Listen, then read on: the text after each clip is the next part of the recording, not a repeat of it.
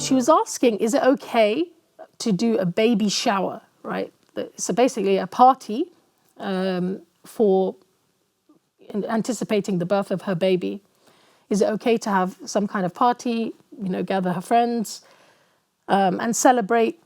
They'll probably bring gifts for the baby, for the mother, and that's it's like a Western tradition, if you like, right? Is there anything wrong with us doing that? And the answer to that is that, when it comes to personal celebrations like that are not related to religion, okay, they don't have a religious history, they don't have a religious significance, right? They're not kind of Christian or Jewish or any other religious kind of festival or linked to that at all, right?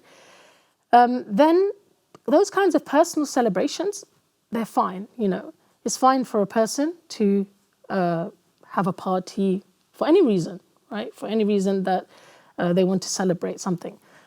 So there shouldn't be any issue with having a party for that.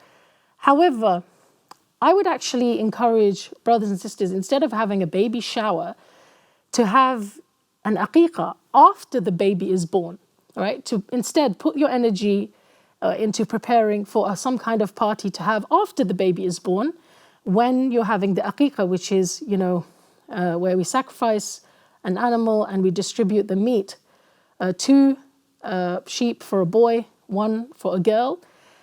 And we can invite all our relatives, our friends on that occasion, because that is the sunnah of the Prophet ﷺ, right? I would actually encourage us instead to do that. And there's a number of reasons for that. First of all, obviously it's the sunnah. That's the actual prescribed way of kind of welcoming a child. And it's a nice opportunity to distribute the meat, to gain the reward for that. The Prophet ﷺ said every child is ransomed by their Aqiqah, right? So it is something that it has that significance.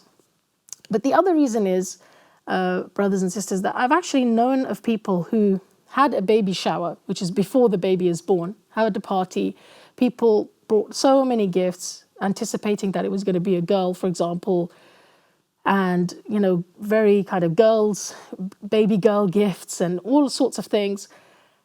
And then sadly, the baby passed away during labor, right? So the baby was stillborn.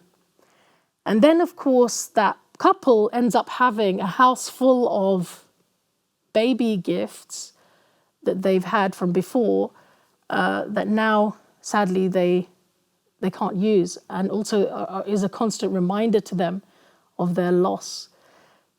So I think, instead of having some kind of party before the baby is born, I think there's great wisdom in having it after the baby is born. And Allah subhanahu wa ta'ala knows best. And of course, the Aqiqah is a sunnah, which is the best thing that we could be doing, right?